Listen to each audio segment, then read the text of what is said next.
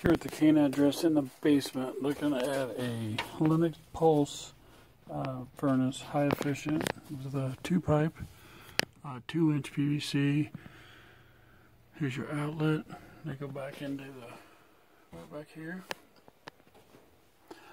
3/4 inch gas line here on the right, with your electric shut off.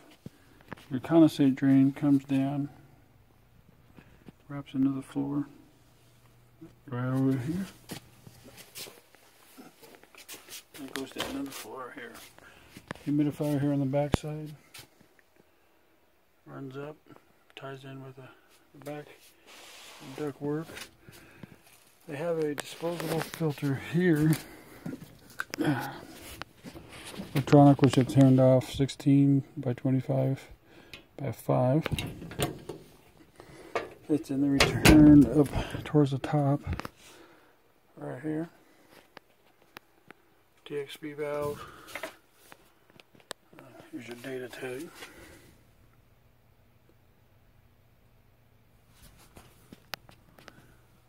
Top. It is kind of cramped right in this section here.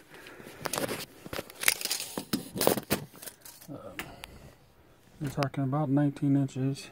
From the water heater. If you go from here over, it's even smaller. You're at 20 inches, so it's very tight to get in between here. Here on the back side, they have a HEPA air filter. I want to keep that in place.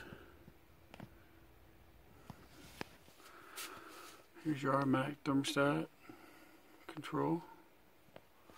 And on the back side, this coil is built into the plenum here on the back side. It kind of sits back on this unit a little bit.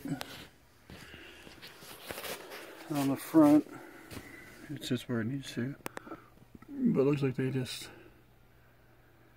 built a box around it. Here's kind of a wide view.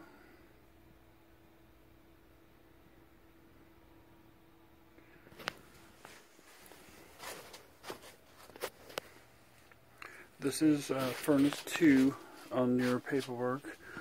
Easiest way to get here, right up those stairs to the hallway, and the front door is right there. They have a big wraparound driveway to park on. This is system 2. Again, it's a pulse furnace, kind of close quarters here with the water heater. Your line set runs up and out through here, which is going to be impossible to replace. That's just the way it's crammed in there. It runs all the way through the house, huge house.